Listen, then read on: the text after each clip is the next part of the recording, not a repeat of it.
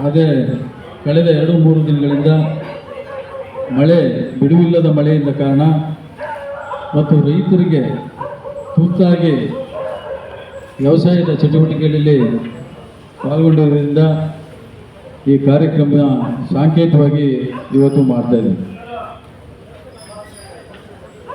ಚುನಾವಣೆ ಮುಂದೆ ರಾಜ್ಯ ಸರ್ಕಾರ ರೈತರಿಗೆ ಕೊಟ್ಟಂಥ ಭರವಸೆಗಳನ್ನು ಈಡೇರಿಸಿದ ಕಾರಣ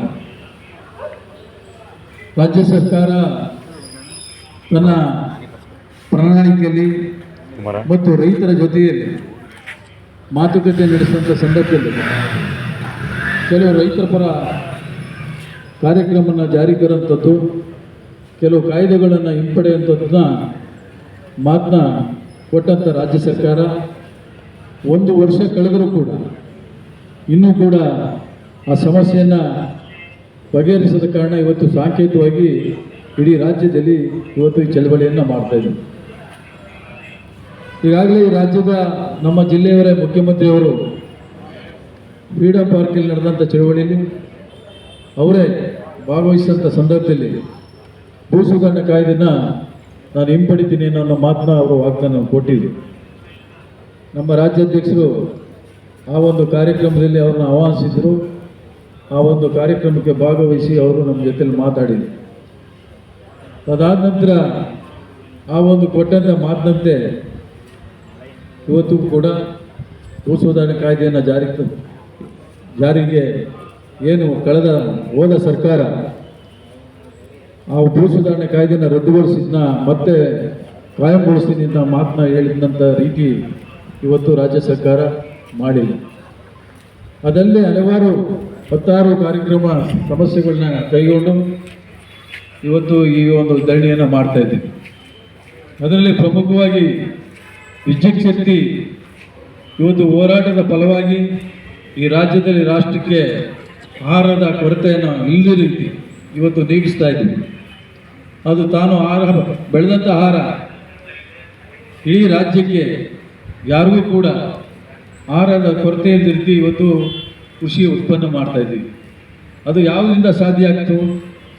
ರೈತರೇ ಸ್ವತಃ ಬಂಡವಾಳನ ಹೂಡಿ ಕೃಷಿ ಪಂಪ್ಸೆಟ್ ಮೂಲಕ ಆಹಾರನ ಉತ್ಪಾದನೆ ಮಾಡುವ ಮೂಲಕ ಈ ರಾಷ್ಟ್ರದ ಆಹಾರ ಭದ್ರತೆಗೆ ಕೊರತೆ ಇರುವಂಥ ರೀತಿ ಇವತ್ತು ರೈತರು ಅವನಿಗೆ ಲಾಭ ಆಗದಿದ್ರೂ ಕೂಡ ಆಹಾರ ಉತ್ಪಾದನೆ ಮಾಡುವಂಥ ಒಂದು ದಿಕ್ಕಿನಲ್ಲಿ ಇವತ್ತು ಅವನ ಶ್ರಮಕ್ಕೆ ಅದು ಬೆಲೆ ಕಟ್ಟಕ್ಕಾಗಲ್ಲ.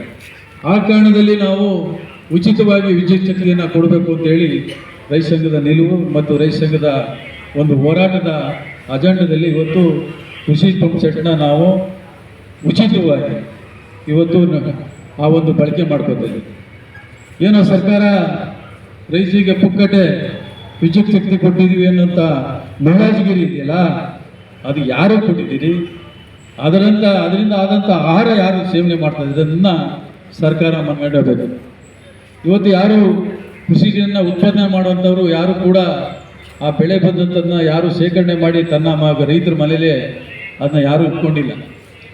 ತನಗಿಲ್ಲದೋದ್ರೂ ಕೂಡ ಅವನ ಸಂಕಷ್ಟಕ್ಕೆ ಅವ್ರು ಮಾಡಿರೋಂಥ ಸಾಲಗಳಿಗೆ ಎಲ್ಲ ಕೃಷಿ ಉತ್ಪನ್ನಗಳು ಕೂಡ ಇಡೀ ರಾಜ್ಯಕ್ಕೆ ಹಂಚಿಕೆ ಆಗ್ತಾ ಇದೆ.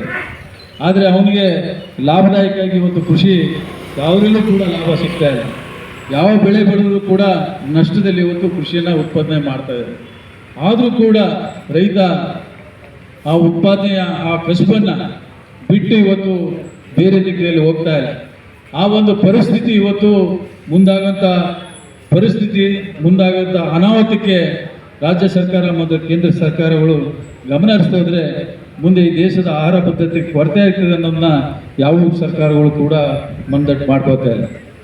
ಇನ್ನಿತರ ವಿಚಾರಗಳು ಮೈಸೂರು ಜಿಲ್ಲೆಯಲ್ಲಿ ಹಲವಾರು ಸಮಸ್ಯೆಗಳನ್ನ ಜಿಲ್ಲಾಧಿಕಾರಿಗಳ ಅವರ ಅಧೀನದಲ್ಲಿ ಪರಿಹರಿಸುವಂಥ ಕೆಲಸಗಳು ಇದ್ದರೂ ಕೂಡ ನೆನೆಗುದ್ದಿ ಬಿದ್ದಿದೆ.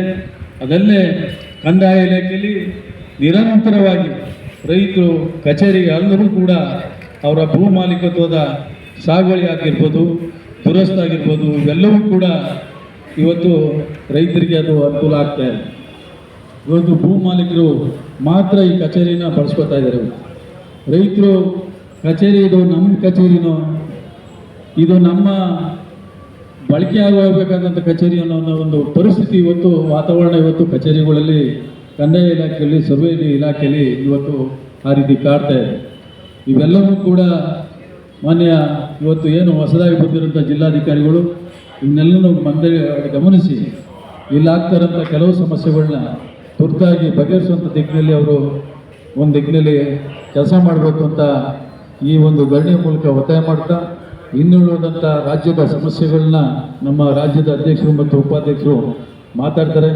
ಅದರಲ್ಲೂ ಕೂಡ ಪೋಚನಹಳ್ಳಿ ಗ್ರಾಮದ ರೈತರಿಗಾಗಿರೋಂಥ ಭೂ ಸ್ವಾಧೀನದಲ್ಲಿ ಆಗಿರೋಂಥ ಅನ್ಯಾಯದ ಬಗ್ಗೆಯೂ ಕೂಡ ರಾಜ್ಯ ಇವತ್ತು ಜಿಲ್ಲಾಡಳಿತ ಅದಕ್ಕೆ ಗಮನ ಹರಿಸಬೇಕು ಮತ್ತು ಅದಕ್ಕೆ ಈಗಾಗಲೇ 1 ವರ್ಷಗಳ ಕಾಲ ಹೆಚ್ಚು ಧರಣಿಯನ್ನು ಮಾಡಿ ಆ ರೈತರಿಗೆ, ಆ ಭಾಗದಲ್ಲಿರುವಂಥ ರೈತರಿಗೆ ಭೂ ಬಳಕೆ ಮಾಡ್ಕೊಂಡಿರುವಂಥ ಕಂಪನಿಗಳು ಕೊಟ್ಟಂಥ ಮಾತಿನಂತೆ ನಡ್ಕೊಂಡಿಲ್ಲ. ಆ ಒಂದು ದಿಕ್ಕಿನಲ್ಲಿ ಜಿಲ್ಲಾಡಳಿತ ಅದ್ರ ಬಗ್ಗೆ ಗಮನ ಹರಿಸಬೇಕು ಅಂತ ಹೇಳ್ತಾ, ಈ ಕಾರ್ಯಕ್ರಮದಲ್ಲಿ ಎಷ್ಟೇ ಒಂದು ಕೆಲಸದ ಒತ್ತಡ ಇದ್ರೂ ಕೂಡ ಎಲ್ಲರೂ ಕೂಡ ಇವತ್ತು ರಾಜ್ಯದ ಆದೇಶದ ಮೇರೆಗೆ ರಾಜ್ಯ ಸಮಿತಿಯ ತಗೊಂಡಿರುವಂಥ ತೀರ್ಮಾನಕ್ಕೆ ಈ ಕಾರ್ಯಕ್ರಮ ಮೈಸೂರು ಜಿಲ್ಲೆಯಲ್ಲಿ